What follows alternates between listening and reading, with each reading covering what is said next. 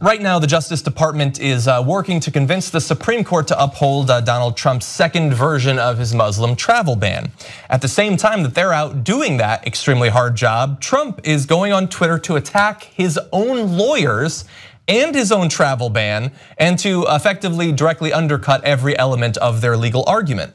So here are some of the tweets in which he attacked his team.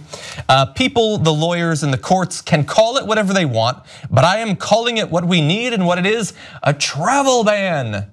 After his first travel ban was taken out by a federal court, in part because it was referred to as a Muslim ban. And so since then, his lawyers have been trying to not use the ban terminology and talk about sort of temporary extra vetting and stuff like that. So he's attacking them as they're doing that.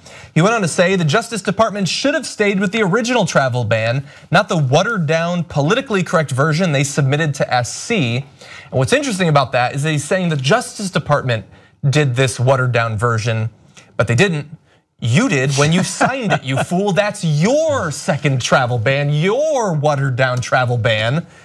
Does he not know what he's signing when he's signing it? Probably There's a chance that not. he doesn't. Yeah, he probably doesn't. But he goes on to say the Justice Department should ask for an expedited hearing of the watered down travel ban in capital letters before the Supreme Court and seek much tougher version. And that's where he really closes the loop, because his first ban was shot down because it was seen as a Muslim ban, so it had a religious component, and that it was too harsh. And so his lawyers came up with this second version, and they're saying it's not as bad as that. And so when you go out and say it's still a travel ban and this is just the first step towards having a much harsher one, you now have no case anymore. Yeah. Imagine being this guy's lawyer. So this is one of the reasons why I'm torn on his Twitter usage, because on one hand, he'll attack the mayor of London and embarrass every single American. But on the other hand, he will tweet things that will essentially be used as evidence by these federal judges to block some of his executive actions. Yeah. And so if you want to be an idiot and you want to be transparent about how stupid you are, then by all means, please do that if it means that these federal judges can come in, use this as evidence and block you from going through with your crazy ideas.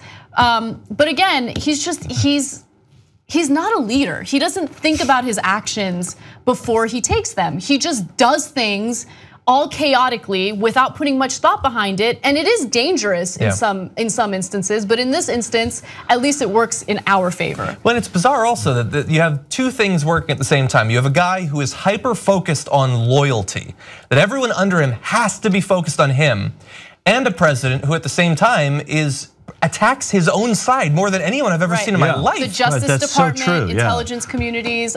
Why would you be loyal to this guy? It's prevented him, even with the House and the Senate, from getting anything accomplished. I mean, when you think about it. Except for all the executive orders. But I'm saying, but you know what, of course, but because that's perfectly who he is, executive orders. But when it comes to actually doing something, like Anna was just saying, totally incompetent on that. Right. Yeah, exactly. Thankfully, you know? We're not the Young Turks, you're the Young Turks. You power this show. Together, we built something amazing. We've broken stories like the Donna Brazil story the mainstream media wouldn't break. We built the studio, we built this network. It's now #1, all thanks to you guys. Let's come build it even bigger and stronger. TYTnetwork.com/join.